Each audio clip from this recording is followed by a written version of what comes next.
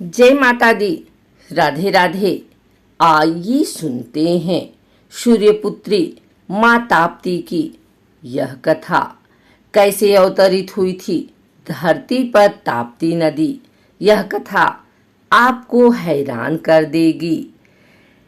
रविवार को ताप्ती जयंती मनाई जा रही है। यह देश की प्रमुख नदियों में से एक है। ताप्ती जन्मोत्सव आषाढ़ शुक्ल सप्तमी को मनाया जाता है।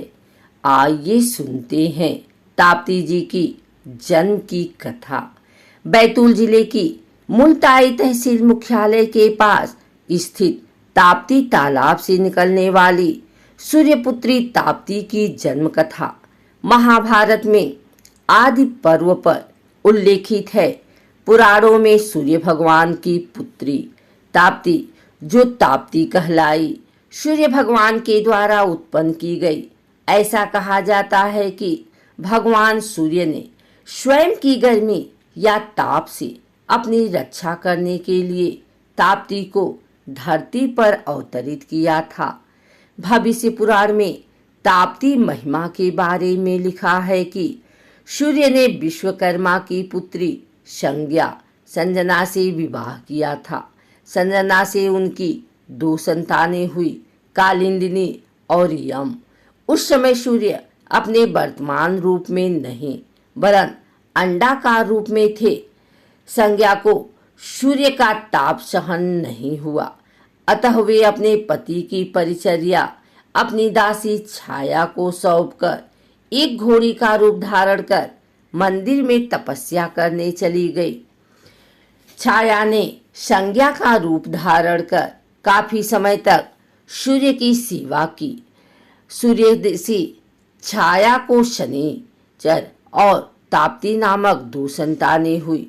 इसके अलावा सूर्य की एक और पुत्री सावित्री भी थी। सूर्य ने अपनी पुत्री को यह आशीर्वाद दिया कि वह विनय पर्वत से पश्चिम दिशा की ओर बहेगी। पुराणों में ताप्ती के विवाह की जानकारी पढ़ने को मिलती है।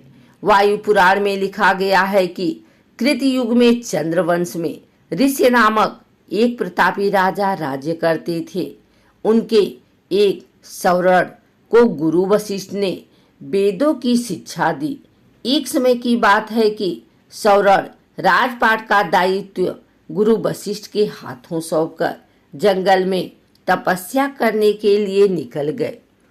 वैभराज जंगल में सवर्ण ने एक सरोवर में कुछ अप्सराओं को स्नान करते हुए देखा, जिनमें से एक ताप्ती भी थी। ताप्ती को देखकर सवर्ण मोहित हो गए और सवर्ण ने आगे चलकर ताप्ती से विवाह कर लिया।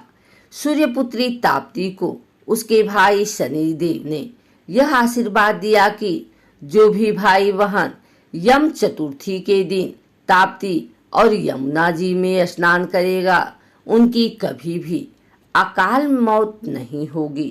प्रतिवर्ष कार्तिक माह में सूर्यपुत्री ताप्ती के किनारे बसे धार्मिक स्थलों पर मेला लगता है, जिसमें लाखों की संख्या में श्रद्धालु नर नारी कार्तिक अमावस्या पर स्नान करने के लिए आते हैं। राजा दशरथ के शब्द भेदी से श्रवण कुमार के जल भरते समय अकाल मृत्यु हो गई थी। पुत्र की मौत से दुखी श्रवण कुमार के माता पिता ने राजा दशरथ को श्राप दिया था कि उसकी भी मृत्यु पुत्र मोह में होगी। राम के वनवास के बाद राजा दशरथ भी पुत्र नोह में मृत्यु को प्राप्त कर गए, लेकिन उन्हें जो हत्या का श्राप मिला था, जिसके चलते उन्हें स्वर्ग की प्राप्ति नहीं हो सकी। ज्येष्ठ पुत्र के जीवित रहते अन्य पुत्र द्वारा किया गया अंतिम संस्कार एवं क्रियाकर्म भी शास्त्रों के अनुसार मान्य नहीं है। ऐसे में राजा दशरथ को मुक्ति नहीं प्राप्त हो सकी थी। राजा दशरथ द्वारा ताप्ती महात्म्य की बात बताई गई कथा का भगवान मर्यादा पुरुषोत्तम को ज्ञान था, इसलिए उन्होंने सूर्यपुत्री देवकन्या माँ आदि गंगा ताप्ती के तट पर अपने अनुज लक्ष्मण एवं माता सीता की उपस्थिति में अपने पितरों एवं अपने पिता का तर्पण कार्य ताप्ती नदी में किया था। भगवान श्री राम ने 12 लिंग नामक स्थान पर रुककर यहाँ पर भगवान विश्वकर्मा की मदद से 12 लिंगों की आकृति ताप्ती के तट पर स्थित चट्टानों पर उकेर कर उनकी प्राण प्रतिष्ठा की थी। 12 लिंग में आज भी ताप्ती स्नानागार जैसे कई ऐसे स्थान हैं जो कि भगवान श्री राम एवं माता सीता के यहाँ पर मौजूदगी के प्रमाण देते हैं। एक अन्य कथा के अनुसार दुर्वासा ऋषि ने देवल घाट नामक स्थान पर बीच ताप्ती नदी में स्थित एक चट्टान के नीचे से बने सुरंग द्वारा स्वर्ग को प्रस्थान किया था। शास्त्रों में कहा गया है कि यदि भूलवश या अनजाने से किसी भी मृतदेह की हड्डी ताप्ती के जल में प्रवाहित हो जाती है तो उस मृतात्मा को मुक्ति मिल जाती है। जिस प्रकार महाकाल के दर्शन करने से अकाल मौत नहीं होती, ठीक उसी प्रकार किसी भी अकाल मौत की शिकार बनी देह की अस्थियां ताप्ती जल में प्रवाहित करने या उसका अनुसरण करके उसे ताप्ती जल में प्रवाहित किए जाने से अकाल मौत का शिकार बनी आत्मा को भी प्रेत योनि से मुक्ति मिलती है। ताप्ती नदी के बहते जल में बिना किसी विधि विधान के यदि कोई भी व्यक्ति अतृप्त आत्मा को आमंत्रित करके उसे अपने दोनों हाथों में जल लेकर उसकी शांति एवं तृप्ति का संकल्प लेकर यदि उसे बहते जल में प्रवाहित कर देता है तो मृत व्यक्ति की आत्मा को मुक्ति मिल जाती है।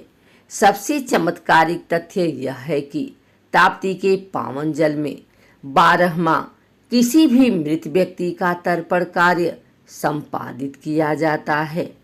इस तर्पण कार्य को ताप्ती जन्मस्थली मुल्ताई में निःशुल्क संपादित किया जाता है। ताप्ती नदी के जल में मुल्ताई से लेकर सूरत तक कोई भी व्यक्ति किसी भी धर्म जाति संप्रदाय वर्ग का अपने किसी भी परिजन या परिचित व्यक्ति की मृत आत्मा का तर्पण कार्य संपादित कर सकता है। सूर्यपुत्री माँ ताप्ती भारत के पश्चिम दिशा में बहने वाली प्रमुख 2 नदियों में से एक है। यह नाम ताप अर्थात गर्मी से उत्पन्न हुआ है। वैसे भी ताप्ती ताप, पाप, श्राप और त्रास को हरने वाली आदि गंगा कही जाती हैं।